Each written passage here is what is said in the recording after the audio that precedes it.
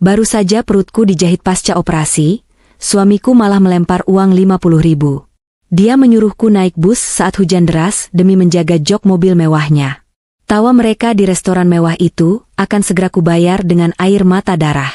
Sebelum ceritanya dimulai, silakan tulis di kolom komentar dari daerah mana saja teman-teman yang menonton cerita ini.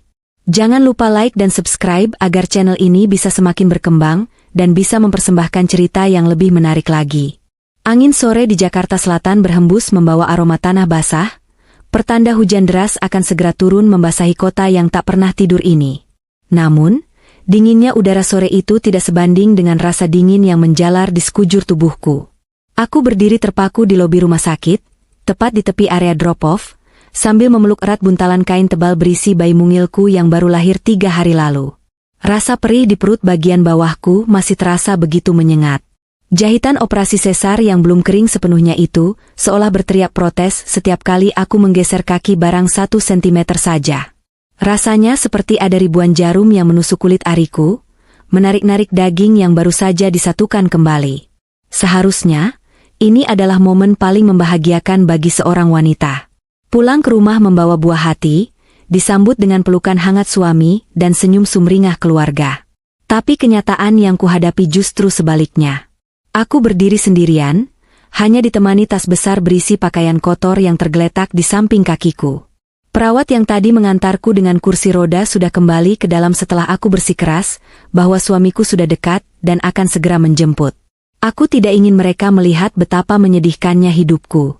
Aku tidak ingin mereka melihat tatapan iba saat tahu tidak ada satupun keluarga yang mendampingiku selama proses persalinan yang bertaruh nyawa itu. Mataku berbinar sesaat ketika melihat sebuah mobil Alphard berwarna hitam mengkilap berbelok masuk ke area lobi. Itu mobil suamiku. Mobil yang dibelinya 6 bulan lalu dengan alasan untuk menunjang performanya sebagai direktur utama di perusahaan rintisan miliknya. Hatiku sedikit lega. Setidaknya dia datang. Setidaknya dia ingat bahwa hari ini aku dan anak kami diperbolehkan pulang. Aku mencoba tersenyum, menahan rasa sakit di perutku, bersiap menyambutnya. Aku membayangkan dia akan turun, berlari kecil ke arahku, mengambil alih tas berat itu, lalu membimbingku masuk ke dalam mobil yang nyaman dan sejuk. Mobil itu berhenti tepat di depanku. Kaca jendela bagian penumpang depan turun perlahan. Namun, bukan wajah khawatir atau senyum rindu yang kulihat. Di sana, duduk ibu mertuaku dengan wajah angkuh yang sudah sangat kuhafal. Di kursi belakang, terlihat adik ipar perempuanku sedang sibuk dengan ponselnya, bahkan tidak menoleh sedikit pun ke arahku atau keponakannya yang baru lahir. Dan di kursi pengemudi, suamiku menatapku dengan tatapan datar, seolah aku adalah orang asing yang mengganggu perjalanannya. Suamiku tidak turun dari mobil. Dia bahkan tidak mematikan mesinnya. Suara deru halus mesin mobil mewah itu terdengar kontras dengan detak jantungku yang mulai memburu karena perasaan tidak enak. "Mas," panggilku pelan, mencoba melangkah mendekat. "Untung kamu cepat sampai. Kakiku sudah gemetar banget." "Mas, jahitannya masih sakit sekali." Suamiku menatapku dari balik kacamata hitamnya, lalu melirik ke arah jok mobilnya yang berlapis kulit premium berwarna beige cerah. Dia mendecakkan lidah, sebuah gestur yang selalu dia lakukan setiap kali merasa kesal atau terganggu. "Kamu mau masuk dengan baju lusuh begitu?" tanyanya ketus, tanpa membuka kunci pintu mobil. Aku tertegun. Kupandangi daster panjangku yang memang sederhana, tapi bersih. "Mas, ini baju bersih. Aku cuma bawa ini. Tolong bukain pintunya, Mas. Kasihan anak kita kena angin." Pintaku memelas. Bayi dalam gendonganku mulai menggeliat, mungkin merasakan ketegangan ibunya. Tiba-tiba, ibu mertuaku menyahut dari kursi depan. Suaranya tajam dan melengking, membuat beberapa orang di lobi menoleh ke arah kami. Via, kamu itu nggak punya otak ya? Lihat dong, mobil Edo ini baru saja di-coating. Habis jutaan rupiah biar kinclong. Kamu baru habis lahiran, pasti bawa bau amis darah, bau obat rumah sakit, belum lagi kalau bayi itu gumoh atau ngompol. Bisa hancur jok kulit mahal ini." Aku ternganga. "Tapi, Bu, ini cucu ibu. Ini anak Mas Edo. Masa kami nggak boleh naik mobil ayahnya sendiri?" "Duh, jangan drama deh, Mbak. Adik iparku yang duduk di belakang ikut menyambar, menurunkan kaca jendelanya sedikit. Kita ini mau pergi makan-makan merayakan proyek Mas Edo yang baru cair. Kita sudah rapi, wangi. Kalau Mbak Via masuk, nanti mobilnya jadi bau apek. Males banget. Air mataku mulai menggenang. Bukan karena hormon pasca melahirkan, tapi karena rasa sakit hati yang menghunjam dada. Aku menatap suamiku, berharap dia akan membela kami. Berharap dia akan mengatakan sesuatu yang pantas diucapkan seorang ayah dan suami. Tapi harapanku hancur berkeping-keping saat suamiku justru merogoh saku kemejanya. Dia mengeluarkan selembar uang Rp50.000 yang sudah agak lecek, lalu melemparkannya keluar jendela. Uang itu melayang tertiup angin sejenak sebelum jatuh mendarat tepat di atas genangan air sisa hujan semalam di dekat kakiku. Tuh, ambil, kata suamiku dingin. Kamu pulang naik Transjakarta aja. Halte di depan sana, kan? Tinggal jalan kaki sedikit. Ongkosnya cukup kok, malah sisa buat beli gorengan kalau kamu lapar. Aku menatap uang di aspal itu, lalu menatap wajah lelaki yang menikahiku 2 tahun lalu itu. Mas, kamu tega? Aku baru saja dioperasi, Mas. Jalan saja susah. Kamu suruh aku geret tas besar dan gendong bayi naik bus umum? Di jam pulang kerja seperti ini? Alah, manja, bentak ibu mertuaku. Perempuan zaman dulu itu habis lahiran langsung ke sawah, gak ada tuh ngeluh-ngeluh kayak kamu. Kamu itu cuma numpang hidup sama anak saya, bisanya cuma nyusahin. Sudah untung dikasih uang transport. Jangan ngelunjak. Buruan jalan sana, keburu hujan. Seru suamiku tak sabar. Lagian ibu sama Siska mau ikut makan. Mobil penuh. Gak muat kalau ditambah kamu sama barang-barang rongsokanmu itu.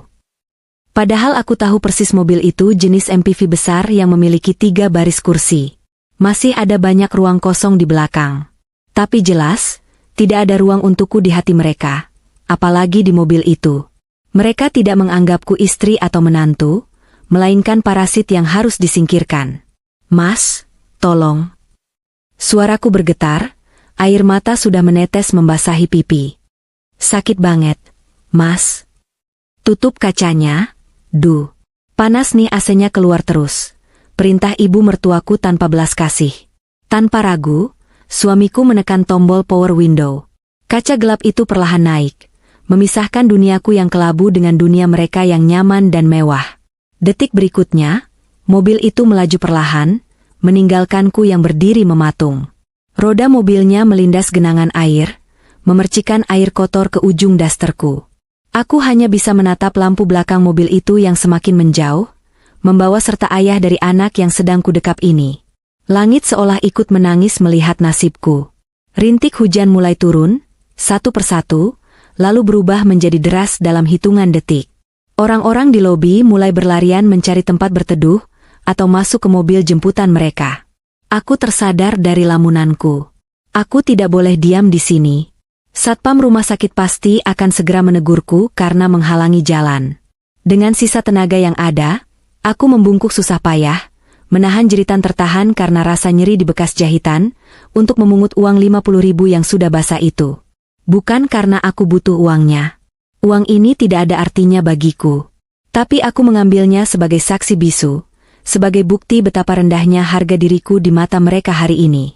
Aku meremas uang basah itu kuat-kuat di tangan kananku. Tangan kiriku mendekap bayiku, melindunginya dengan ujung jilbabku agar tidak terkena air hujan. Lalu, dengan napas tersengal, aku meraih gagang tas besar di sampingku. Berat, sangat berat. Setiap langkah yang kuambil terasa seperti penyiksaan. Kaki kananku melangkah, perutku berdenyut nyeri. Kaki kiriku melangkah, rasa perih itu menjalar sampai ke punggung. Jarak ke halte Transjakarta sebenarnya hanya sekitar 300 meter dari gerbang rumah sakit. Tapi bagiku sore itu, jarak itu terasa seperti ribuan kilometer. Hujan semakin deras, mengguyur tubuhku yang ringkih. Aku tidak peduli tubuhku basah kuyup, yang kupikirkan hanya bagaimana caranya agar anakku tetap hangat. Orang-orang yang berlalu lalang dengan payung menatapku dengan berbagai ekspresi. Ada yang menatap heran, ada yang menatap jijik, ada pula yang menatap iba tapi tak melakukan apa-apa. Sabar ya, nak. Bisikku pada bayi merah yang mulai menangis kencang karena kedinginan dan suara bising hujan. Ayahmu memang jahat. Tapi ibu janji, ini terakhir kalinya kita diperlakukan seperti sampah. Setiap langkahku di trotoar yang licin itu diiringi doa dan sumpah dalam hati.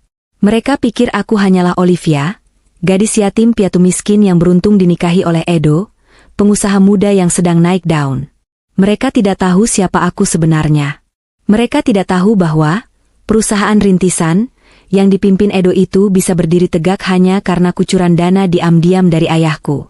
Mereka tidak tahu bahwa Alphard yang mereka naiki, apartemen yang mereka tinggali, dan gaya hidup mewah yang mereka pamerkan, semuanya berasal dari koneksi yang kuberikan.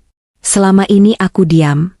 Aku menyembunyikan identitasku sebagai putri tunggal pemilik Sutanto Group, salah satu konglomerat properti dan tambang terbesar di negeri ini, hanya karena aku ingin dicintai dengan tulus. Aku ingin Edo mencintaiku sebagai Via, bukan sebagai pewaris harta triliunan. Tapi hari ini, di bawah guyuran hujan Jakarta yang kejam, mataku terbuka lebar. Ketulusan itu tidak pernah ada. Yang ada hanya keserakahan dan keangkuhan. Aku menyeret kakiku menaiki jembatan penyeberangan menuju halte busway. Napas tersengal, pandangan mulai berkunang-kunang. Darah nifas terasa merembes lebih banyak karena aktivitas fisik yang berlebihan ini. Tapi aku tidak berhenti. Aku tidak akan mati di sini. Aku akan bertahan. Aku akan pulang, dan setelah itu, aku akan memastikan mereka membayar setiap tetes air hujan yang membasahi wajah anakku sore ini. Bus Transjakarta Koridor 13 itu penuh sesak. Aroma keringat bercampur parfum murah dan bau apek pakaian basah memenuhi udara yang dingin karena AC sentral. Aku terjepit di dekat pintu, berusaha keras menciptakan ruang kecil di antara himpitan tubuh-tubuh lelah para pekerja yang hendak pulang ke rumah. Tidak ada yang memberikan kursi prioritas. Kursi-kursi itu sudah penuh diduduki oleh orang-orang yang pura-pura tidur atau sibuk menatap layar ponsel. Tak peduli pada wanita basah kuyup yang sedang menggendong bayi dan menahan sakit pasca operasi sepertiku. Rasa nyeri di perutku semakin menjadi-jadi setiap kali bus mengerem mendadak atau berguncang melewati jalanan yang tidak rata. Kakiku gemetar hebat. Rasanya tulang-tulangnya sudah tak sanggup lagi menopang berat tubuhku. Air hujan menetes dari ujung jilbabku, membasahi lantai bus, membuatku semakin merasa kerdil dan menyedihkan. Bayiku untungnya sudah tertidur kembali setelah kusuapi sebentar di pojokan halte tadi, terlindungi di dalam dekapan hangat di balik jaket tipis yang kupakai. "Mbak, duduk sini saja." Tiba-tiba seorang bapak tua dengan pakaian sederhana berdiri dari kursinya. Dia membawa karung yang diletakkan di bawah kaki. Penampilannya lusuh, jauh dari kata mewah, tapi hatinya jauh lebih mulia daripada suamiku yang necis itu. "Terima kasih, Pak. Terima kasih banyak," ucapku dengan suara parau menahan tangis. Aku duduk perlahan, meringis saat punggungku menyentuh sandaran kursi yang keras. Bapak itu tersenyum tulus lalu bergeser berdiri di dekat tiang gantungan. Ironis sekali. Orang asing yang mungkin hidupnya pas-pasan justru punya hati nurani, sementara suamiku sendiri membiarkanku terlantar.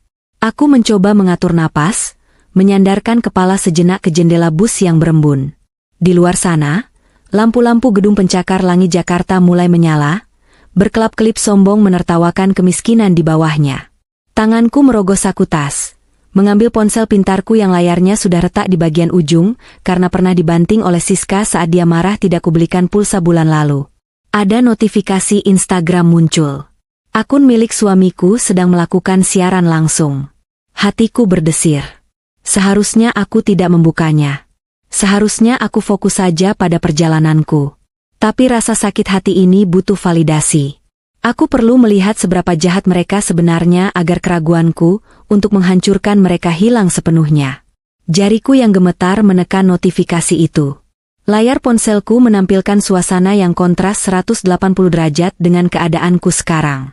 Di layar itu, terlihat interior restoran all you can eat premium di kawasan Senopati yang terkenal mahal. Lampu kristal menggantung indah, uap hangat mengepul dari panci hotpot yang berisi kuah merah menggugah selera.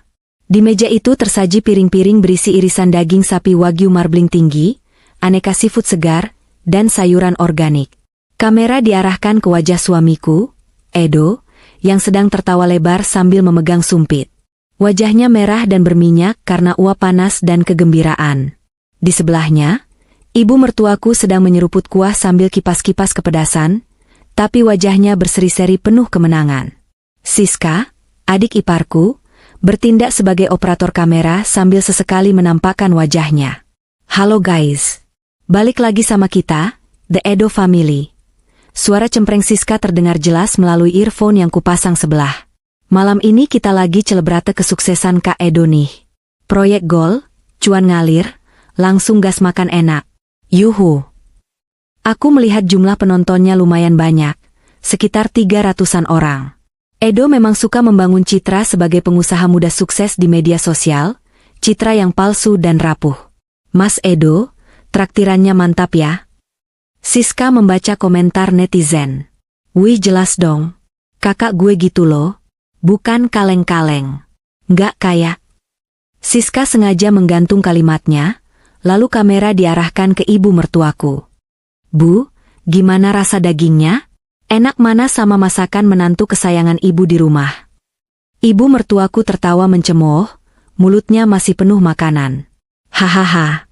Aduh, Siska. Jangan bandingin wagyu Jepang sama tempe orek buatan Sivia dong. Langit dan bumi. Lagian ya, syukur deh dia nggak ikut. Kalau dia ikut, hawanya jadi suram. Tahu sendiri kan, dia itu pembawaannya mendung terus, bikin rezeki seret. Sejak dia nggak ada di sini, rasanya udara jadi lebih segar, makan jadi lebih nikmat. Dadaku sesak. Bukan karena asma, tapi karena amarah yang memuncak sampai ke ubun-ubun.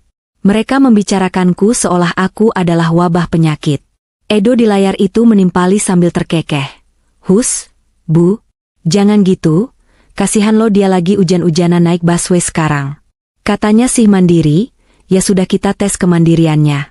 Lagian dia itu emang gak pantas masuk circle kita. Gayanya kampungan, gak bisa nyesuain diri kalau diajak ketemu klien atau makan di tempat fancy gini. Malu-maluin. Bener banget. Mas, seru Siska. Lagian dia ngaku-ngaku anak orang kaya yang lagi merantau. Halu banget kan guys? Ngakunya bapaknya punya tambang, tapi beli daster aja nunggu diskonan Tanah Abang. Dasar penipu. Untung Mas Edo sabar ngadepin istrinya yang useles itu. Cuma modal tampang doang, itu juga udah luntur kena air hujan sekarang hahaha. Air mataku tidak menetes lagi. Kali ini, air mataku kering seketika, digantikan oleh api yang membara di dalam dada. Cukup. Sudah cukup aku bersabar. Sudah cukup aku merendahkan diri demi menghormati suami yang ternyata tidak punya harga diri. Sudah cukup aku menahan egoku sebagai pewaris tunggal demi cinta yang ternyata palsu. Mereka bilang aku penipu? Mereka bilang aku halu? Baik. Akan kutunjukkan siapa yang sebenarnya halu. Akan kutunjukkan siapa yang sebenarnya hidup dalam kepalsuan. Aku menutup aplikasi Instagram itu dengan kasar.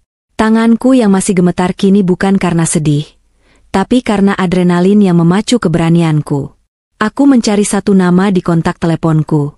Nama yang sudah 2 tahun ini tidak pernah kuhubungi demi janjiku pada Edo untuk hidup mandiri. Pak Gunawan, gumamku pelan saat menekan tombol panggil. Hanya butuh 2 kali nada sambung, suara berat dan berwibawa di ujung sana terdengar. Halo? Non Via? Ya ampun, Non. Akhirnya Non menelepon. Bapak dan ibu di rumah khawatir sekali, apalagi tahu Non baru melahirkan. Bagaimana kabarnya? Non? Posisi di mana? Biar saya jemput sekarang. Aku menarik napas panjang, menahan isak tangis agar suaraku terdengar tegas. Pak Gan, jangan jemput saya dulu. Saya sedang di jalan menuju rumah aman. Saya butuh bantuan Bapak sekarang juga. Ini darurat.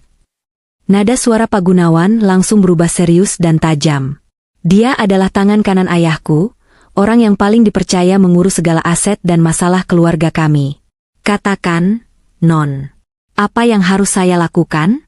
Siapa yang mengganggu Non Via? Aku menatap pantulan wajahku yang pucat di kaca jendela bus. Bekukan semuanya, Pak, perintahku dingin. Bekukan semua fasilitas yang ayah berikan untuk Edo dan perusahaannya atas nama saya. Kartu kredit tambahan yang dia pegang, akses rekening perusahaan yang disuntik dana ayah, mobil operasional, apartemen yang sewanya dibayar kantor ayah, semuanya. Cut semuanya sekarang juga. Detik ini juga. Hening sejenak di ujung telepon, lalu terdengar suara ketikan keyboard yang cepat. Baik, Non. Saya mengerti. Apakah Non yakin? Ini akan berdampak langsung pada operasional bisnis Suam, maksud saya, Edo. Sangat yakin, Pak. Dan satu lagi, tambahkan dengan penekanan pada setiap kata. Pastikan semua kartu debit dan kredit yang sedang dia bawa sekarang terblokir total. Buat statusnya lost or stolen biar tidak bisa di-approve manual oleh merchant. Saya ingin dia merasakan malu yang tidak akan pernah dia lupakan seumur hidupnya. Siap laksanakan, Non. Dalam 2 menit, seluruh akses keuangan atas nama Edo Wijaya yang terhubung dengan Sutanto Group akan lumpuh total. Ada lagi, Non? Itu saja dulu, Pak. Terima kasih. Saya akan hubungi lagi kalau sudah sampai. Aku memutus sambungan telepon. Sudut bibirku terangkat sedikit membentuk senyum sinis yang getir. Aku kembali membuka Instagram, tapi kali ini bukan untuk menonton, melainkan untuk menyaksikan detik-detik kehancuran mereka. Di layar itu, Edo baru saja mengangkat tangannya, memanggil pelayan untuk meminta bon tagihan. Wajahnya masih sombong, penuh percaya diri. Dia mengeluarkan dompet kulitnya, menarik sebuah kartu berwarna hitam, kartu yang dia banggakan sebagai black card hasil keringatnya sendiri. Padahal itu adalah kartu suplemen dari rekening utamaku yang limitnya tanpa batas. Oke guys, kita bayar dulu ya. Makan sepuasnya, nggak usah lihat harga. Ujar Edo ke kamera dengan gaya sok asik. Siska bersorak girang, "Thank you bos Edo." Pelayan datang membawa mesin EDC. Edo dengan santai menyelipkan kartu itu ke mesin. Aku menahan napas, menghitung mundur dalam hati.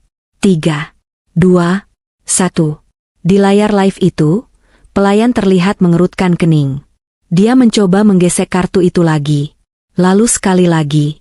Wajah Edo yang tadinya cengengesan mulai berubah bingung. "Kenapa, Mbak? Rusak mesinnya?" tanya Edo dengan nada tinggi.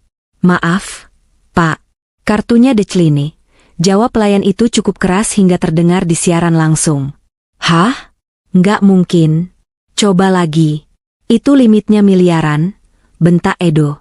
Aku tertawa kecil, tawa yang terasa hampa namun memuaskan. "Selamat menikmati hidangan penutupmu, suamiku sayang, batinku." Bus Transjakarta yang kutumpangi terus melaju membelah hujan, membawaku menjauh dari masa lalu yang menyakitkan menuju masa depan di mana akulah yang memegang kendali. Permainan baru saja dimulai.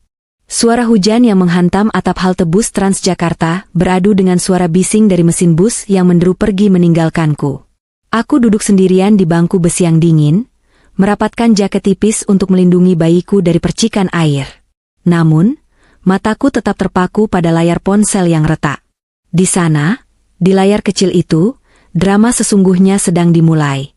Sebuah pertunjukan komedi tragis yang pemeran utamanya adalah suamiku sendiri. Di layar siaran langsung Instagram itu, suasana di restoran Stea Premium di kawasan Senopati tampak mulai menegang. Senyum lebar Edo yang tadi dipamerkan saat memakan potongan daging tomahawk seharga jutaan rupiah kini perlahan memudar. Pelayan yang berdiri di samping meja mereka masih memegang mesin EDC dengan sopan, namun tatapannya mulai terlihat tidak nyaman. "Maaf, Bapak." Suara pelayan itu terdengar jelas karena Siska mendekatkan ponselnya ke arah meja, berniat merekam momen pembayaran yang biasanya dianggap bergengsi. Kartunya declined. Transaksi ditolak oleh bank penerbit. Edo tertawa, tapi tawanya terdengar sumbang. Tawa yang dipaksakan untuk menutupi rasa malu di depan kamera, dan di depan ibu mertuaku. "Mbak ini bercanda ya? Itu kartu black card loh. Limitnya unlimited. Nggak mungkin ditolak. Coba digesek lagi. Mungkin sinyal mesin Mbak yang jelek. Maklum, lagi hujan kan di luar." "Baik, Pak. Saya coba sekali lagi," ujar pelayan itu sabar. Aku menahan napas menyaksikan detik-detik itu. Hatiku berdegup kencang, campuran antara rasa puas dan rasa nyeri yang aneh. Di kolom komentar siaran langsung, para pengikut Edo mulai bertanya-tanya. "Loh, kok declined bang? Waduh, masa CEO kartunya nunggak? Positive thinking aja, mungkin chipnya rusak kena kuas teak," tulis netizen lain dengan nada menyindir. Di layar, pelayan itu kembali menggelengkan kepala. Lampu indikator di mesin EDC menyala merah. Masih sama, Bapak. Do not honor. Kartu ini tidak bisa digunakan. Wajah Edo mulai memerah. Urat-urat di lehernya menegang. Rasa gengsinya yang setinggi langit sedang diuji. Dia merogoh dompet kulit brandednya dengan kasar, lalu mengeluarkan 2 kartu kredit lain. Kartu platinum dan kartu gold. Pakai yang ini, yang satu Bank BCA, yang satu Mandiri. Nggak mungkin semuanya rusak kan? Siska masih merekam, tapi tangannya mulai goyah. Mas, kok bisa sih? Malu nih dilihatin viewers. Bisiknya panik. Diam kamu, Siska. Ini pasti sistem bank yang lagi down, bentak Edo. Pelayan mencoba kartu kedua. Gagal. Kartu ketiga. Gagal. Suasana di meja itu berubah menjadi kepanikan massal. Ibu mertuaku, Bu Sari, yang sedari tadi sibuk membersihkan sela giginya dengan tusuk gigi, kini melotot tajam. Dia meletakkan serbetnya dengan kasar ke meja. Edo, ini maksudnya apa? Kamu jangan bikin ibu malu ya. Masa mau bayar makan saja nggak bisa? Katanya proyekmu baru cair miliaran. Sabar, Bu. Ini pasti ada kesalahan teknis. Edo mulai berkeringat dingin. Keringat sebesar biji jagung muncul di dahinya yang licin. Dia menatap mesin EDC itu seolah benda itu adalah monster yang siap menelannya. Mbak, panggil manajer kamu. Mesin kalian ini rongsokan semua. Saya mau bayar pakai uang saya, kenapa dipersulit sih? Manajer restoran, seorang pria parubaya dengan setelan jas rapi, datang menghampiri meja mereka. Aku tahu restoran ini. Ini adalah salah satu restoran favorit ayahku untuk menjamu rekan bisnis dari luar negeri. Standar pelayanan mereka kelas 1, dan mereka tidak akan mentolerir keributan yang mengganggu tamu lain. Selamat malam, Bapak. Ada kendala yang bisa saya bantu? Tanya manajer itu tenang namun tegas. Mesin kalian rusak. Tuduh Edo dengan suara meninggi, membuat beberapa tamu di meja sebelah mulai menoleh. Saya coba 3 kartu, semuanya declinet. Padahal saldo saya cukup buat beli restoran ini sekalian isinya. Manajer itu tersenyum tipis. Senyum yang sangat sopan tapi mematikan. Mohon maaf, Bapak. Kami baru saja melakukan transaksi dengan meja nomor 12 dan 08 menggunakan mesin yang sama, dan semuanya lancar. Jika keterangan di mesin adalah declinet atau call issuer, berarti masalahnya ada pada pihak bank penerbit kartu Bapak, bukan mesin kami. Edo terdiam. Skakmat. Siska buru-buru mematikan siaran langsungnya. Layar ponselku menjadi gelap, menandakan live telah berakhir. Tapi aku tidak butuh visual lagi untuk tahu apa yang terjadi selanjutnya. Aku bisa membayangkannya dengan sangat jelas, seolah aku duduk di kursi kosong di sebelah mereka. Aku segera membuka aplikasi perbankan di ponselku, memeriksa status kartu-kartu tambahan yang dipegang Edo. Semuanya merah. Blocked by cardholder. Aku tersenyum puas. Tapi pertunjukan belum selesai. Aku tahu Edo tidak membawa uang tunai dalam jumlah banyak. Dia tipe orang yang menganggap uang tunai itu kuno dan kotor. Tagihan makan malam mereka, dengan daging wagyu, truffle, dan wine mahal, pasti mencapai setidaknya 5 atau 6 juta rupiah. Beberapa menit kemudian, ponselku bergetar. Notifikasi pesan masuk dari Pak Gunawan. Dia mengirimkan sebuah foto. Rupanya Pak Gunawan memiliki informan di mana-mana, atau mungkin dia meretas CCTV restoran itu, aku tidak mau tahu caranya. Foto itu memperlihatkan Edo yang sedang berdebat dengan manajer restoran. Wajahnya pucat pasi. Di foto berikutnya, terlihat Edo melepaskan jam tangan Rolex Submariner yang selalu dia pamerkan kemana-mana. Dia menyerahkan jam itu kepada manajer. Lalu ada pesan teks dari Pak Gunawan. Suami Non mencoba menjaminkan jam tangannya karena semua kartu debit dan kredit tidak berfungsi. Tapi manajer restoran menolak. Aku mengerutkan kening. Kenapa menolak? Rolex itu harganya ratusan juta. Jauh lebih mahal dari tagihan makan malam mereka. Pesan berikutnya masuk. Manajer mengenali bahwa jam tangan tersebut adalah barang tiruan, KW Super. Edo dipermalukan di depan umum karena ketahuan memakai barang palsu saat mencoba menjaminkannya. Sekarang dia dipaksa meninggalkan KTP asli dan menandatangani surat perjanjian utang di atas materai. Ibu mertua Non terlihat menangis histeris karena malu dilihat sosialita di meja seberang. Tawaku pecah. Tawa yang bercampur dengan air mata. Selama ini, Edo selalu menghinaku karena memakai baju murah dan tas tanpa merek. Dia selalu membanggakan jam tangannya sebagai simbol kesuksesan. Ini investasi, Enam. Orang kaya itu dilihat dari jam tangannya. Begitu katanya dulu. Ternyata, selama ini dia membohongiku dan semua orang. Jam tangan yang dia beli dengan uang bulanan yang kuberikan, yang dia bilang seharga mobil, ternyata hanya barang palsu. Sisanya, pasti dia pakai untuk foya-foya atau mungkin untuk perempuan lain. Di dalam bus yang mulai melaju lagi, aku mendekap anakku lebih erat. Lihat, Nak. Ayahmu sedang menuai apa yang dia tanam. Dia malu bukan karena tidak punya uang, tapi karena topeng kayanya ditarik paksa di depan umum. Bayangan Edo yang memohon-mohon, Busari yang menutup wajah dengan tas tangannya, dan Siska yang mungkin sedang pura-pura tidak kenal dengan kakaknya sendiri, menari-nari di kepalaku. Hujan di luar semakin deras, seolah alam sedang mencuci bersih semua kepalsuan yang melekat pada keluarga itu. Tapi ini baru permulaan.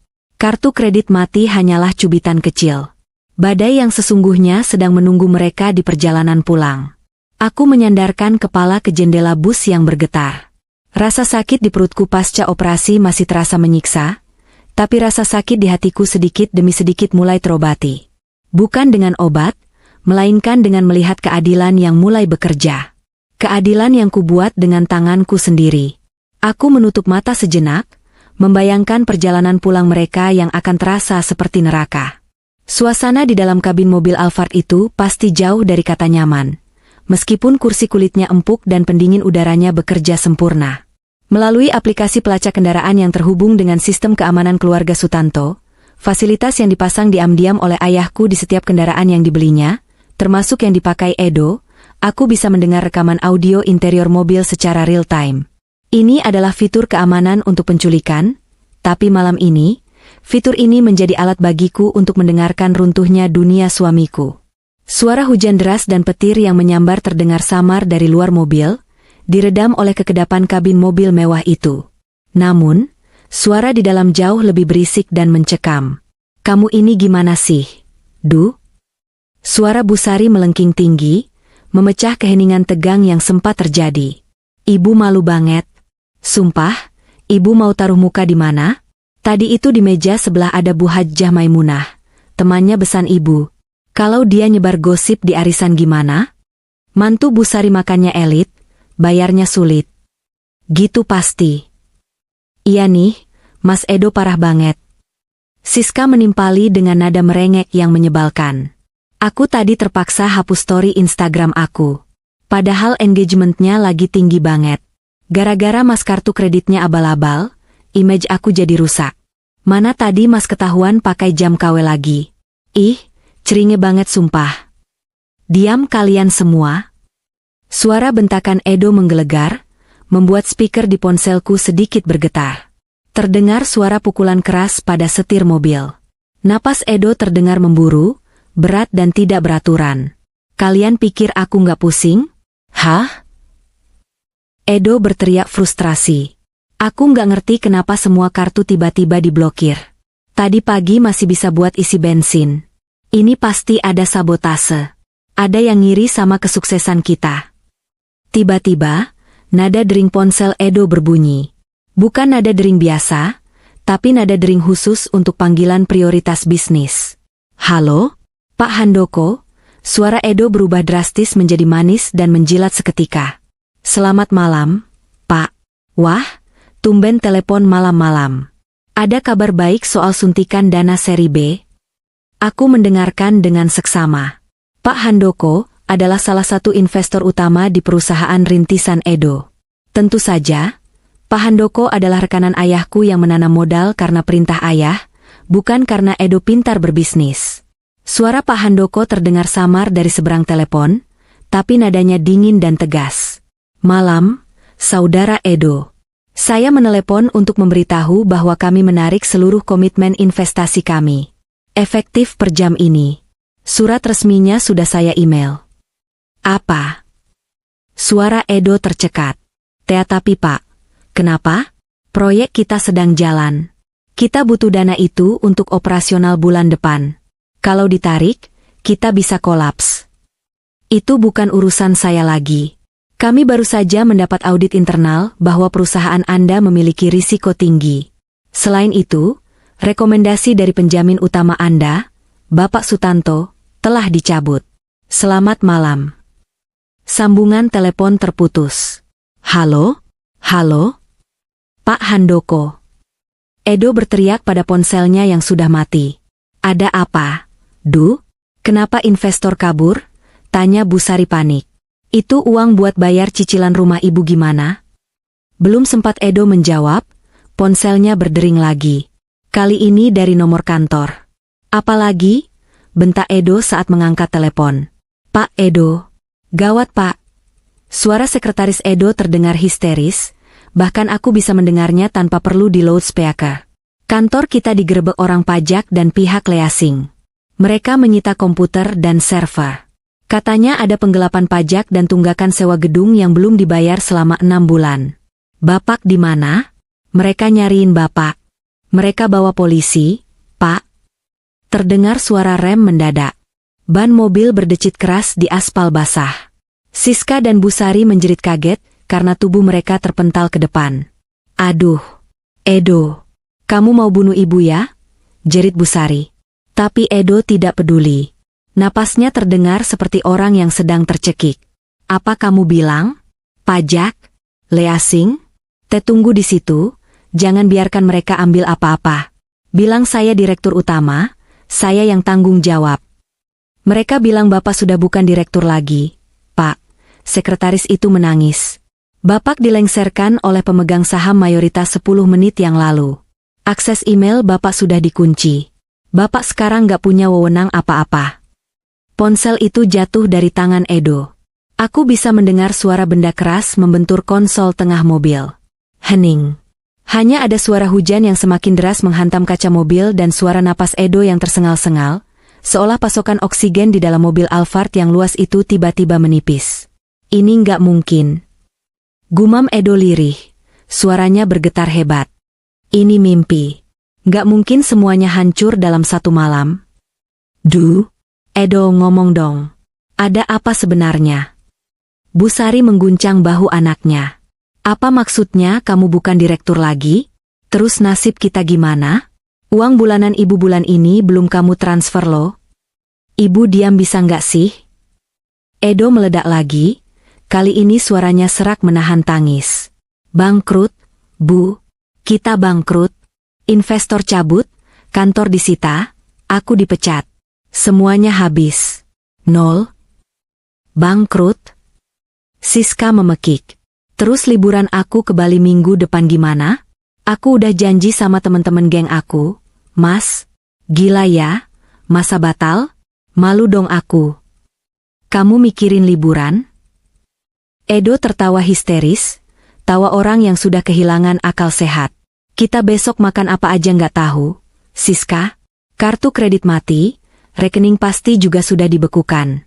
Mobil ini juga kreditnya atas nama kantor. Sebentar lagi pasti ditarik. Aku memejamkan mata, menikmati simfoni kehancuran ini. Betapa rapuhnya fondasi hidup mereka. Mereka membangun istana di atas pasir, mengandalkan uang dan kekuasaan yang bukan milik mereka, sambil menginjak-injak orang yang sebenarnya memberikan semua itu.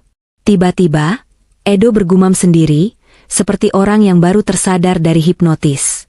Tunggu, tadi Pak Handoko bilang, rekomendasi penjamin utama dicabut. Penjamin utamanya Bapak Sutanto. Hening sejenak. Otak Edo yang selama ini tumpul karena kesombongan akhirnya mulai bekerja menghubungkan titik-titik itu. Sutanto. Bisiknya. Sutanto Group. Via. Olivia. Maksud kamu apa? Tanya Bu Sari bingung. Si Via anak yatim piatu miskin itu? Apa hubungannya sama Pak Sutanto konglomerat itu? Namanya aja yang mirip kali. Gak mungkin kebetulan, Bu. Suara Edo mulai meninggi lagi, kali ini penuh ketakutan. Selama ini aku selalu dapat proyek gampang. Izin selalu lolos. Modal selalu cair. Aku pikir karena aku hebat. Tapi setiap kali ada masalah, Via selalu bilang, nanti aku bantu doa. Dan besoknya masalah selesai. Via, nama lengkap dia Olivia Sutanto.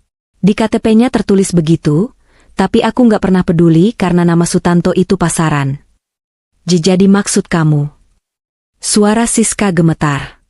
Mbak Via itu, keluarganya Sutanto yang punya gedung pencakar langit di Sudirman itu, yang punya mall tempat kita belanja tadi. Dia pasti lapor ke bapaknya. Edo memukul setir lagi, kali ini lebih pelan, penuh penyesalan dan ketakutan. Tadi aku lempar uang 50.000 ke dia. Aku usir dia naik busway pas hujan-hujanan. Padahal dia baru melahirkan cucu Sutanto. Mati kita. Desis Bu Sari. Suara angkuhnya lenyap tak berbekas, digantikan oleh suara nenek tua yang ketakutan setengah mati.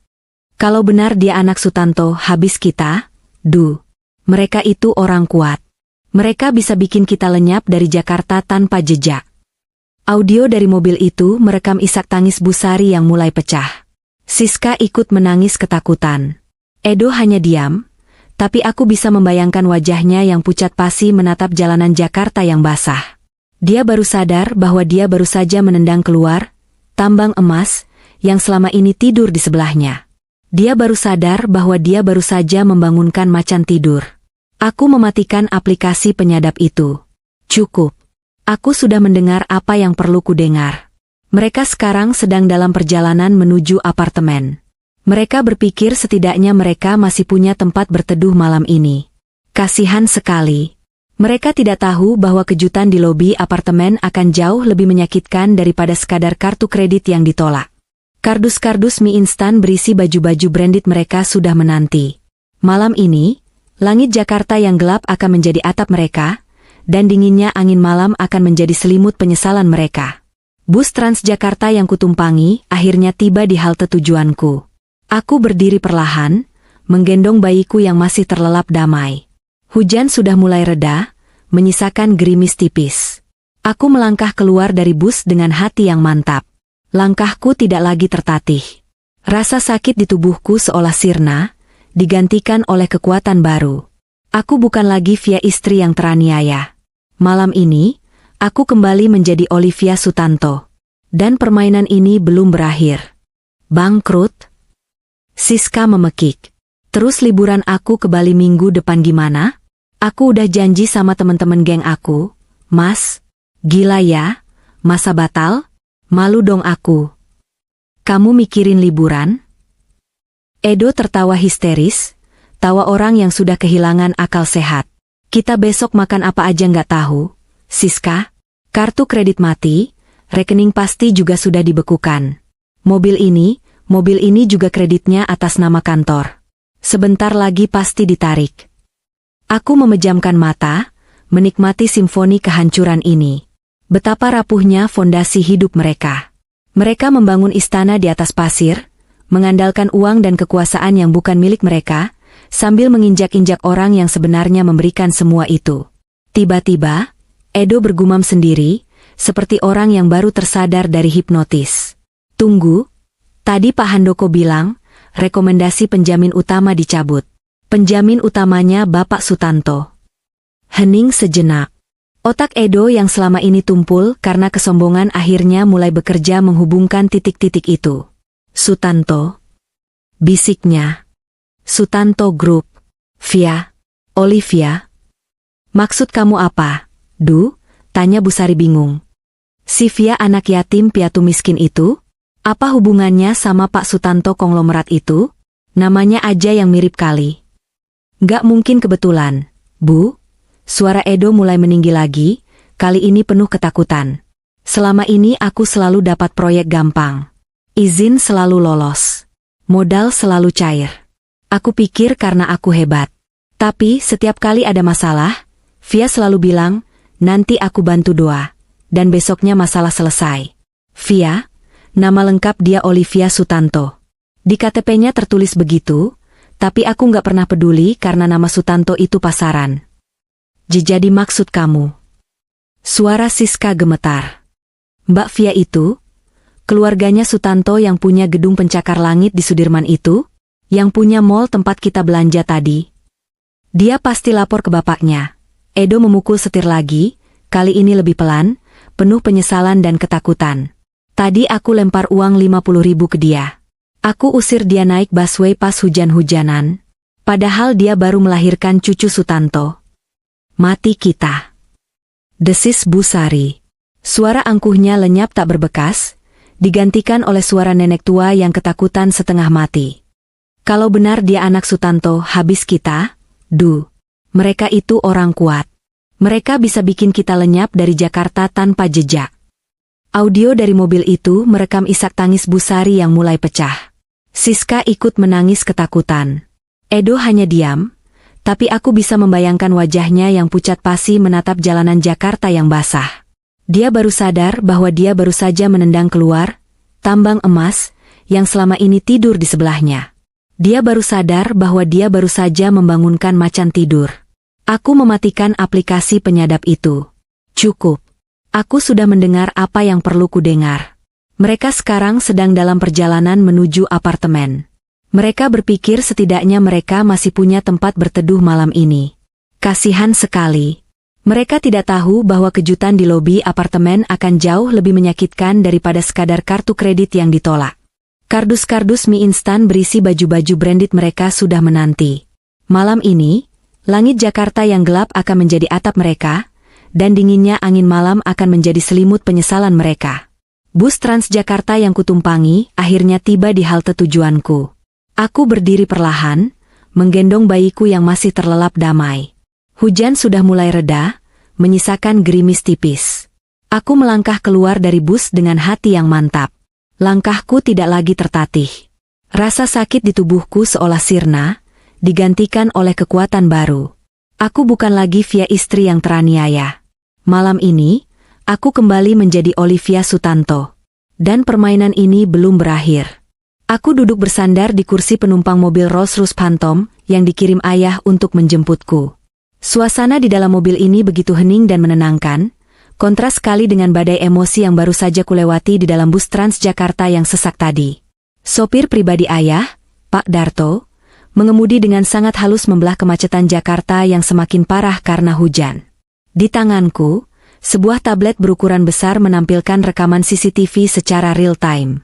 Ya, permainan belum selesai. Aku tidak akan melewatkan satu detik pun dari momen kehancuran mereka.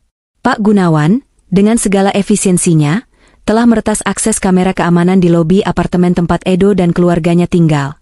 Apartemen yang biaya sewanya selama ini dibayar oleh perusahaan ayah tanpa sepengetahuan Edo. Melalui layar beresolusi tinggi ini, aku menjadi penonton tunggal dari sebuah drama realita yang paling memuaskan. Layar tablet itu menampilkan lobi apartemen mewah di kawasan Kuningan. Lantainya terbuat dari marmer Italia yang berkilau di bawah sorotan lampu gantung kristal raksasa. Biasanya, Edo akan berjalan melintasi lobi ini dengan dagu terangkat tinggi, menyapa resepsionis dengan anggukan arogan, merasa seolah dia adalah pemilik gedung itu. Tapi malam ini, pemandangan itu sangat berbeda. Mobil Alphard hitam milik Edo terlihat berhenti tepat di depan pintu kaca lobi. Dari layar, aku bisa melihat gestur tubuh Edo yang kaku saat dia keluar dari mobil. Dia tidak langsung masuk. Dia berdiri sejenak di samping mobil, mengusap wajahnya dengan kasar, seolah sedang mengumpulkan sisa-sisa keberanian yang dia miliki. Hujan masih turun rintik-rintik, membuat kemeja mahalnya yang tadi sudah kusut kini semakin terlihat menyedihkan. Ibu mertuaku, Busari, turun dari sisi penumpang depan. Wajahnya yang tadi glowing karena perawatan klinik kecantikan mahal, kini tampak sembab dan luntur. Maskaranya meleleh di bawah mata, menciptakan bayangan hitam seperti hantu. Siska menyusul turun dari pintu tengah, masih sibuk dengan ponselnya, mungkin sedang memblokir komentar-komentar jahat netizen yang mulai menyerang akun media sosialnya pasca insiden di restoran tadi. Mereka berjalan masuk ke lobi. Aku memperbesar volume tabletku untuk mendengar suara dari mikrofon CCTV di meja resepsionis. Edo melangkah menuju pintu akses otomatis yang memisahkan lobi umum dengan area lift privat. Dia mengeluarkan kartu akses dari dompetnya dan menempelkannya ke sensor. Bep, bep, bep. Lampu indikator menyala merah. Palang pintu tidak terbuka. Edo mengerutkan kening. Dia mencoba menempelkan kartunya lagi, kali ini lebih keras. Beb, beb, beb. Merah lagi. Sialan, umpat Edo keras. Suaranya bergema di lobi yang sunyi itu. Kenapa hari ini semua benda elektronik memusuhiku? Kenapa lagi sih? Tanya Busari dengan nada lelah. Dia menghempaskan pantatnya ke sofa tunggu yang empuk di lobi. Ibu capek banget ini. Mau mandi air hangat, mau tidur. Jangan bilang liftnya rusak juga. Bukan liftnya, Bu. Kartu aksesnya nggak baca, jawab Edo panik. Dia menggosok-gosokkan kartu itu ke celananya, berharap itu hanya masalah debu, lalu menempelkannya lagi. Tetap gagal. Seorang satpam yang berjaga di dekat pintu kaca mendekat.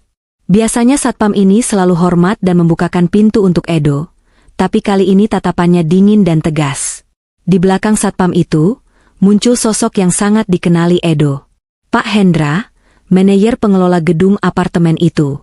Selamat malam, Pak Edo, sapa Pak Hendra datar, tanpa senyum ramah yang biasa dia berikan saat menerima tip. Malam, Pak Hendra. Kebetulan Bapak ada di sini. Edo berusaha tersenyum, meski terlihat jelas dipaksakan. Ini kartu akses saya sepertinya error. Bisa tolong dibukakan pintu manual? Saya dan keluarga sudah lelah sekali, ingin istirahat. Pak Hendra tidak bergerak untuk membukakan pintu. Dia justru melipat kedua tangannya di depan dada, sebuah gestur defensif yang menandakan kabar buruk. Maaf, Pak Edo. Kartu Bapak tidak rusak. Akses Bapak memang sudah kami nonaktifkan per jam 8 malam tadi. Edo ternganga. Apa maksud Bapak? Nonaktifkan? Saya penghuni di sini.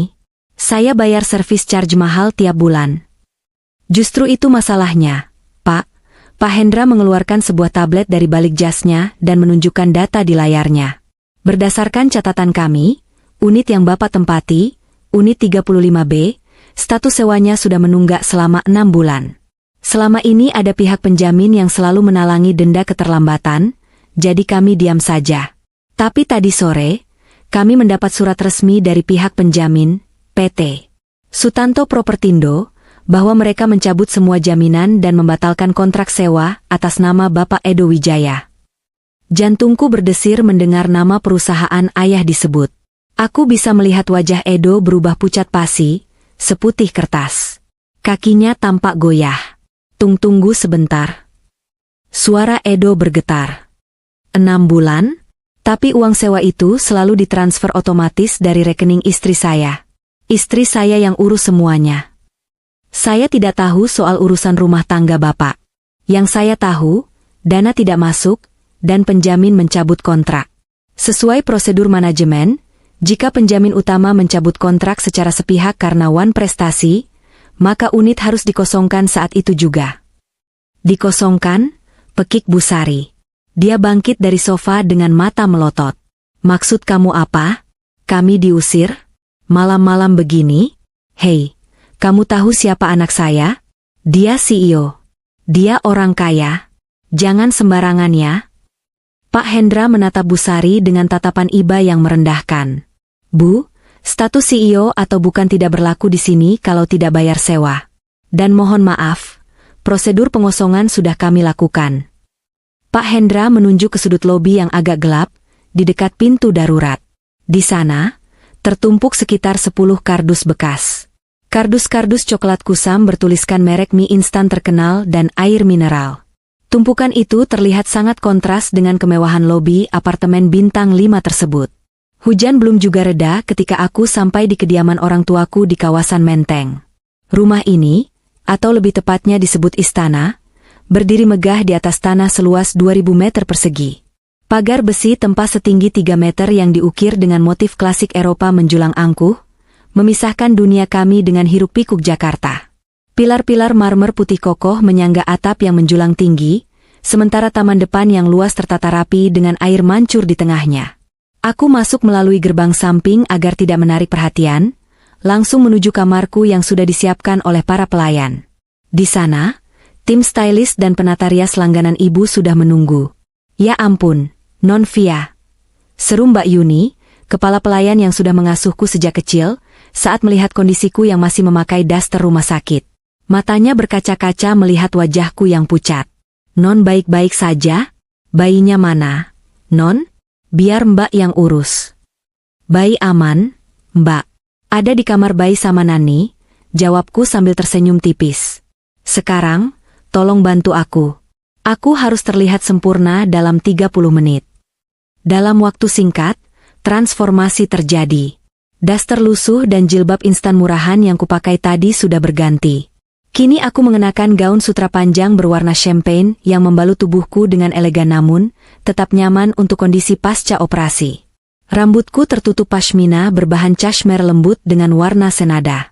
Wajahku yang pucat dipoles riasan tipis tapi tegas, menyembunyikan lingkaran hitam di bawah mata dan menonjolkan aura berkelas yang selama ini kusembunyikan di balik topeng istri sederhana. Aku menatap pantulan diriku di cermin besar berkura emas. Sosok Via si istri upik abu sudah mati. Yang berdiri di sini adalah Olivia Sutanto, pewaris tunggal imperium bisnis yang disegani. Mereka sudah sampai mana, Pak Gan? Tanyaku melalui intercom. Mereka baru saja turun dari bajai di depan gerbang utama. Non, lapor Pak Gunawan dari pos keamanan. Bajai, Non. Bukan taksi. Aku tersenyum miris. Bajai. Kendaraan roda 3 yang bising dan bergetar hebat itu pasti menjadi siksaan tersendiri bagi tubuh manja Siska dan gengsi selangit Busari. Tahan mereka di gerbang. Biarkan mereka menunggu di luar sebentar. Biar mereka menikmati dinginnya malam Jakarta seperti aku tadi sore. Sementara itu, di depan gerbang raksasa rumahku, Edo, Busari, dan Siska berdiri menggigil. Pakaian mereka basah kuyup. Siska memeluk tas brandednya yang basah seolah itu nyawanya. Sementara Busari terus-menerus mengeluh tentang punggungnya yang sakit karena terguncang di dalam bajai tadi.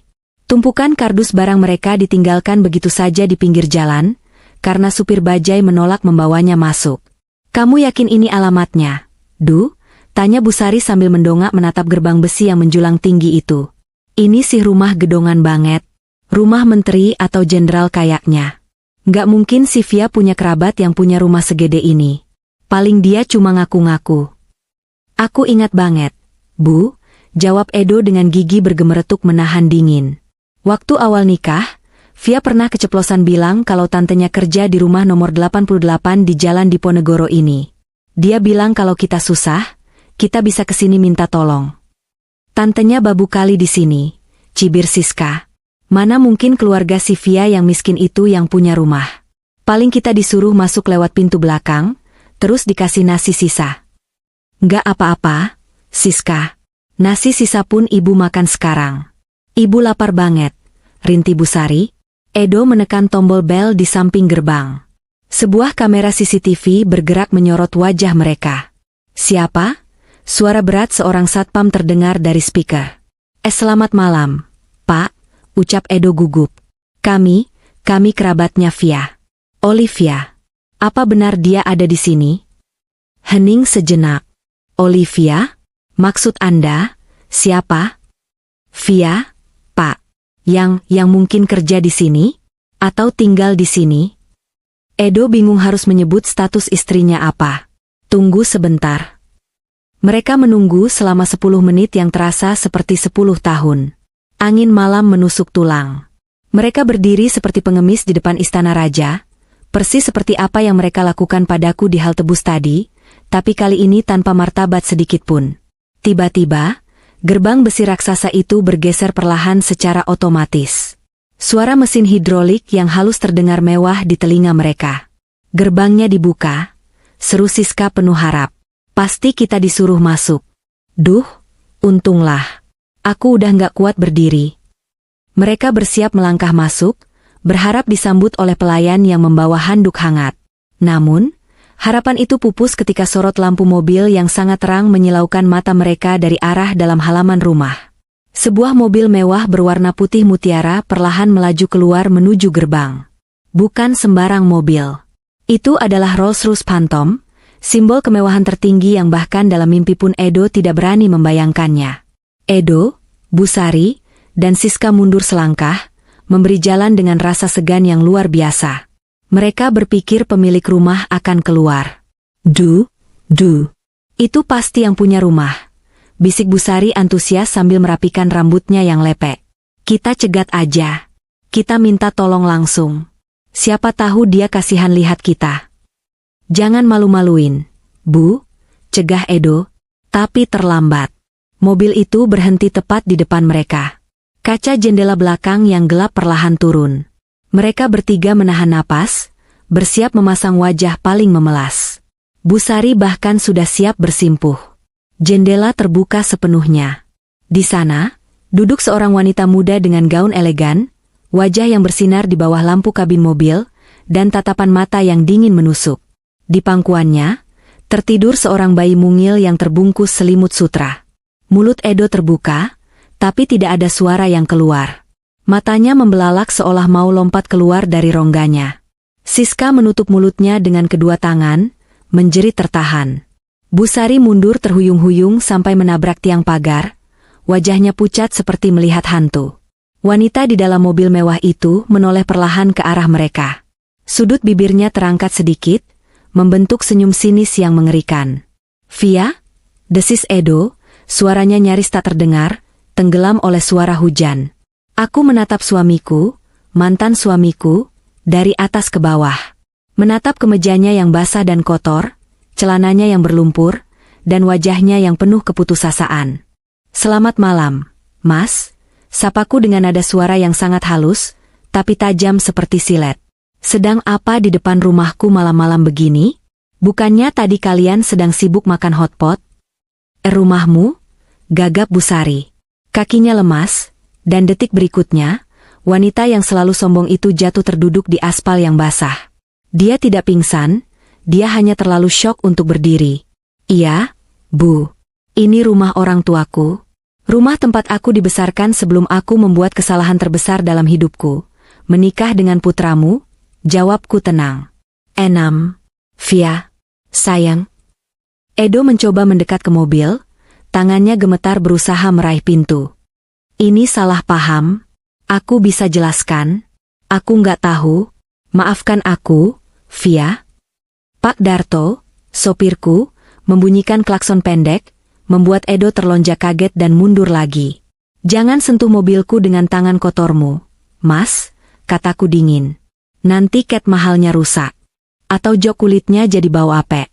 Ingat kata-katamu tadi sore?" Kalimat itu menghantam Edo lebih keras daripada pukulan fisik. Dia teringat persis kata-katanya saat mengusirku dari Alphard. Wajahnya merah padam karena malu dan penyesalan yang terlambat. "Via, tolong." Siska mulai menangis, kali ini tangisan yang benar-benar takut. "Kita nggak punya tempat tinggal, Mbak. Kita diusir. Mobil ditarik. Kita lapar. Tolong izinkan kita masuk, Mbak. Kita saudara kan?" "Saudara?" Aku tertawa kecil. Saudara macam apa yang membiarkan keponakannya yang baru lahir kehujanan di halte bus? Saudara macam apa yang menertawakan iparnya di media sosial? Aku menatap Pak Darto. "Jalan, Pak. Udara di sini mulai bau sampah." "Baik, Non." Kaca jendela perlahan naik kembali. "Tunggu, Via. Jangan tinggalkan kami. Via ah." Teriak Edo histeris, mencoba mengejar mobil yang mulai bergerak. Dia berlari beberapa langkah, tapi terpeleset di jalanan yang licin dan jatuh tersungkur dengan wajah mencium aspal. Aku tidak menoleh lagi. Dari balik kaca jendela yang kini tertutup rapat, aku melihat bayangan mereka bertiga yang semakin mengecil di kaca spion. 3 sosok manusia yang basah, kedinginan, dan hancur di depan gerbang istana yang pintunya telah tertutup selamanya bagi mereka. Malam ini, aku tidur di kasur empukku yang hangat. Sementara mereka, biarlah mereka belajar bahwa karma tidak pernah salah alamat. Aku tidak membiarkan mereka menunggu terlalu lama di luar gerbang layaknya pengemis. Bukan karena kasihan, melainkan karena ada satu babak terakhir yang harus diselesaikan di hadapan ayahku. Atas perintahku melalui intercom, Satpam akhirnya membuka gerbang kecil di samping pos jaga, bukan gerbang utama yang megah itu, dan menggiring Edo, Bu Sari, serta Siska masuk ke dalam area halaman rumah. Aku sudah menunggu di ruang tamu utama. Ruangan ini adalah jantung dari kemewahan rumah keluarga Sutanto. Langit-langitnya setinggi 6 meter dengan lukisan fresco bergaya Eropa klasik. Lampu gantung kristal Swarovski seberat setengah ton menggantung di tengah, memantulkan cahaya keemasan ke seluruh penjuru ruangan. Lantai marmer Carrara yang kami injak terasa dingin namun agung. Aku duduk di sebuah arcair berlapis bludru merah marun, posisi kakiku menyilang anggun.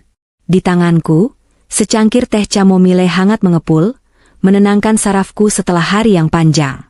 Di sampingku, berdiri ayah, Pak Sutanto, sosok yang selama ini hanya dikenal Edo sebagai mitra bisnis jauh atau penjamin misterius. Ayah mengenakan piyama sutra dan jubah tidur, namun aura kekuasaannya jauh lebih menakutkan daripada saat beliau memakai setelan jas lengkap. Pintu ruang tamu terbuka. 3 sosok manusia basah kuyup, menggigil, dan kotor masuk dengan langkah ragu. Mereka tampak sangat kecil di ruangan yang megah ini. Air hujan dari pakaian mereka menetes, mengotori lantai marmer putih yang harganya mungkin lebih mahal dari total gaji Edo seumur hidup. Jangan duduk. Suara ayah menggelegar, rendah namun tajam, saat melihat Busari hendak mendudukan pantat basahnya ke sofa kulit Italia berwarna krem. Sofa itu harganya 300 juta. Saya tidak mau keringat dan air hujan kalian merusaknya. Busari tersentak, badannya kaku setengah berdiri, lalu kembali menegakkan tubuh dengan gemetar. Wajahnya pucat pasi, bibirnya biru karena kedinginan. Siska berdiri di belakang ibunya sambil memeluk dirinya sendiri. Matanya liar memandang sekeliling ruangan dengan takjub bercampur ngeri. Edo maju selangkah. Matanya merah, rambutnya lepek menempel di dahi. Dia menatapku, lalu menatap ayah. Bapak Sutanto, suara Edo serak dan pecah. Jadi benar bapak ini? Ayah kandung Olivia, potong ayah tegas. Dan pemilik dari perusahaan yang selama 2 tahun ini memberi makan kamu, ibumu, dan adikmu. Kaki Edo lemas. Dia jatuh berlutut di lantai yang keras. Fakta itu menghantamnya telak. Laki-laki yang selama ini dia sepelekan, yang dia pikir hanya koneksi, istrinya, ternyata adalah raja di balik semua kenyamanan hidupnya. Maafkan saya, Pak. Edo tergagap, air matanya mulai bercampur dengan sisa air hujan di wajahnya. Saya benar-benar tidak tahu. Sumpah, Pak. Kalau saya tahu via anak bapak, saya tidak akan. Tidak akan apa? Potongku dingin. Aku meletakkan cangkir tehku dengan denting halus yang terdengar nyaring di keheningan ruangan. Tidak akan memperlakukan aku seperti sampah? Tidak akan berselingkuh? Atau tidak akan menyuruhku naik bus saat baru saja dibelek perutnya? Edo menatapku, tatapan memohon yang menjijikkan. Via, sayang, aku hilaf. Tadi itu aku cuma emosi.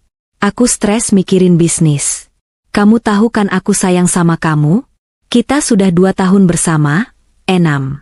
Ingat kenangan manis kita? Kenangan manis yang mana, Mas? Tanyaku datar. Kenangan saat kamu memaki masakanku? Kenangan saat ibumu membuang baju-bajuku karena dianggap kampungan? Atau kenangan saat adikmu mencuri uang belanja untuk beli skincare? Siska tersentak kaget namanya disebut. Dia mencoba membela diri, Mbak Via, aku nggak bermaksud. Diam kamu, bentak ayah.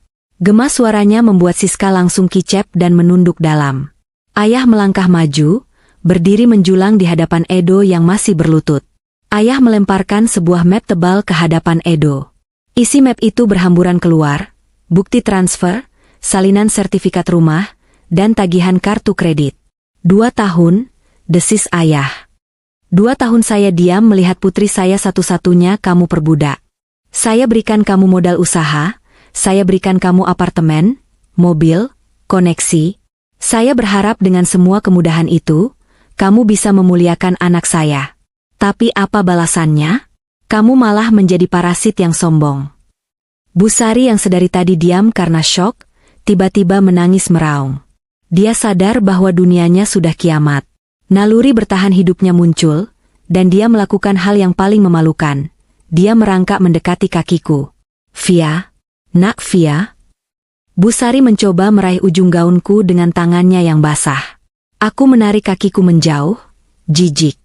Ibu minta maaf, nak. Ibu hilaf. Ibu janji akan berubah. Ibu akan pijat kaki kamu tiap hari. Ibu akan urus cucu ibu. Iya, cucu ibu. Mana cucu ibu? Nenek mau lihat. Mendengar kata cucu, Edo seolah mendapat angin segar. Dia mengangkat kepalanya penuh harap. Iya, Via, anak kita. Dia butuh ayahnya. Kamu nggak mungkin membesarkan dia sendirian tanpa sosok ayah. Demi anak kita, Enam izinkan kami tinggal di sini. Aku rela jadi sopir atau tukang kebun, asal dekat dengan anakku. Aku menatap mereka bertiga. 3 manusia yang beberapa jam lalu tertawa di atas penderitaanku di restoran mewah, kini mengemis seperti anjing yang kehujanan. Aku berdiri perlahan, berjalan mendekati Edo. Anak kita, ulangku dengan nada rendah. Aku membungkuk sedikit, menatap tepat ke dalam manik matanya. Waktu aku gendong dia hujan-hujanan di halte, kamu anggap dia apa, Mas? Sampah? Edo terdiam, lidahnya keluh. Kamu bilang jok kulit mobilmu lebih berharga daripada anakmu yang baru lahir. Kamu bilang aku dan anakku bau amis. Kamu melempar uang 50.000 ke mukaku di depan orang banyak. Suaraku mulai bergetar karena emosi yang kutahan, tapi aku tidak menangis. Air mataku sudah habis. Sekarang, saat kamu tahu anak itu adalah cucu konglomerat, pewaris tunggal harta Sutanto, baru kamu panggil dia, anak? Baru kamu panggil dia, cucu? Aku menegakkan tubuh kembali, menatap mereka dengan tatapan yang bisa membekukan neraka.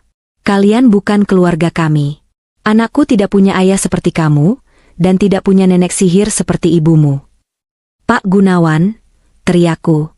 Kepala keamanan rumah kami muncul dari balik pintu dengan sigap, diikuti 4 orang satpam berbadan tegap. Ya, Non Via. Seret mereka keluar. Perintahku tegas. Dan pastikan mereka tidak membawa apapun dari rumah ini, bahkan sebutir debu pun. Kalau mereka berani mendekat lagi dalam radius 100 meter, laporkan ke polisi atas tuduhan pengganggu ketertiban. Baik, Non Via. Jangan. Via ah.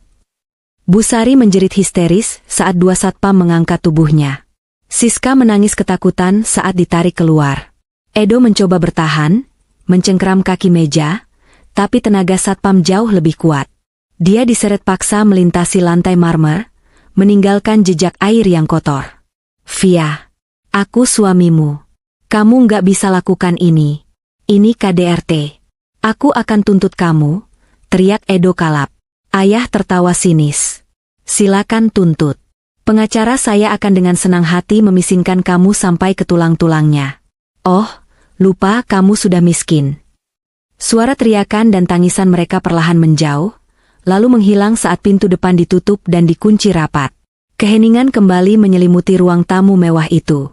Aku menghela napas panjang, beban berat di dadaku seolah terangkat bersamaan dengan perginya mereka. Ayah berjalan mendekatiku, merangkul bahuku dengan hangat. Kamu hebat, nak, bisik ayah. Maafkan ayah membiarkan kamu menderita selama ini. Sekarang, semuanya sudah berakhir. Aku menyandarkan kepalaku di bahu ayah. Belum berakhir, Yah. Ini baru awal dari hidup baruku. Hidup Olivia yang sebenarnya. Malam itu, untuk pertama kalinya setelah 2 tahun, aku tidur dengan nyenyak tanpa rasa cemas, tanpa hinaan, dan tanpa Edo. 3 tahun kemudian, Jakarta masih sama seperti dulu, macet, panas, dan penuh dengan ambisi manusia yang saling bertabrakan. Namun, posisiku kini berbeda. Aku tidak lagi melihat Jakarta dari balik jendela bus Transjakarta yang sesak, melainkan dari balik kaca jendela mobil Bentley yang melaju mulus membelah jalanan Jenderal Sudirman. Di pangkuanku, putraku yang kini berusia 3 tahun, Elvan, sedang sibuk bermain dengan mainan robot mahalnya. Dia tumbuh sehat, cerdas, dan tampan. Untungnya dia mewarisi mata ayahku, bukan mata pengkhianat itu. Ibu, lihat. Ada ibu di TV besar itu. Seru Elvan sambil menunjuk keluar jendela dengan jari mungilnya. Aku menoleh ke arah yang ditunjuknya. Kami sedang berhenti di lampu merah Bundaran Hai. Di sana, di salah satu layar videotron raksasa yang menempel di gedung pencakar langit, sedang diputar cuplikan wawancara eksklusif majalah Forbes Indonesia. Wajahku terpampang besar di sana, tersenyum percaya diri dengan tajuk utama, Olivia Sutanto, Woman of the Year. Bangkit dari keterpurukan menjadi ratu properti Asia. Dalam video itu, Aku sedang berbicara tentang program CSR perusahaan baruku yang memberikan bantuan hukum dan modal usaha bagi wanita korban kekerasan rumah tangga. Aku tersenyum melihatnya. 3 tahun terakhir ini aku bekerja keras membuktikan bahwa aku bukan hanya sekadar pewaris, tapi seorang pemimpin yang mampu melipat gandakan aset keluarga. Tiba-tiba, mataku menangkap pemandangan lain di bawah videotron raksasa itu. Kontras yang begitu tajam yang seolah diatur oleh Tuhan sendiri. Di trotoar, di antara deretan ojek online yang sedang berteduh dari terik matahari, ada satu sosok yang menarik perhatianku. Dia duduk di atas motor bebek tua yang spionnya sudah patah sebelah. Jaket hijaunya tampak kusam, dekil, dan kebesaran di tubuhnya yang kini sangat kurus. Wajahnya tertutup debu jalanan, kulitnya hitam terbakar matahari, dan rambutnya yang dulu selalu dia tata dengan pomade mahal kini terlihat acak-acakan dan mulai memutih meski usianya baru awal 30-an. Itu Edo. Dia tidak sedang melihat ponselnya untuk mencari orderan. Dia sedang mendongak, menatap layar videotron itu dengan tatapan kosong. Mulutnya sedikit terbuka, sebatang rokok kretek murah terselip di jari tangannya yang kasar dan kuku-kukunya menghitam. Dari jarak ini, aku bisa melihat ekspresi itu dengan jelas. Bukan ekspresi marah, bukan juga benci. Itu adalah ekspresi penyesalan yang teramat dalam. Tatapan seorang pria yang menyadari bahwa dia pernah memegang berlian di tangannya, tapi dia membuangnya ke selokan demi memungut batu kerikil. Aku melihat bibirnya bergerak-gerak, seolah menggumamkan namaku. Matanya berkaca-kaca. Dia mengusap matanya dengan lengan jaketnya yang kotor. Mungkin dia teringat masa lalu. Mungkin dia teringat saat dia duduk di restoran mewah menertawakanku. Sekarang, akulah yang berada di puncak dunia, sementara dia harus bertarung dengan aspal panas hanya untuk sekadar membeli nasi bungkus. Kabarnya, informasi yang sesekali didapat Pak Gunawan, hidup mereka hancur total. Bu Sari terkena stroke ringan setelah diusir dari kontrakan petak karena tidak mampu bayar, dan kini hanya bisa berbaring di kasur tipis di rumah susun pinggiran kota. Siska menikah dengan preman pasar karena hamil duluan dan hidup dalam lingkaran kekerasan yang sama seperti yang dulu dia dukung kakaknya lakukan padaku. Dan Edo menjadi tulang punggung yang rapuh, terjerat utang pinjol gali lubang tutup lubang, menjadi budak jalanan yang tidak punya masa depan. Bu, kenapa orang itu nangis? Tanya Elvan polos, melihat arah pandanganku. Aku mengalihkan pandanganku dari Edo, lalu menatap putraku dan mengelus rambutnya lembut. Dia tidak menangis, sayang. Dia hanya kelilipan debu. Debu dari masa lalu yang dia ciptakan sendiri. Lampu lalu lintas berubah hijau. Jalan, Pak, perintahku pada sopir. Mobilku melaju perlahan, meninggalkan bundaran Hai, meninggalkan videotron itu, dan meninggalkan Edo yang masih terpaku menatap wajah mantan istrinya yang tak akan pernah bisa dia raih lagi. Aku tidak merasa kasihan. Rasa itu sudah lama mati. Yang tersisa hanyalah rasa damai. Keadilan telah ditegakkan, bukan dengan pedang, tapi dengan kesuksesan. Dan itu adalah balas dendam yang paling manis.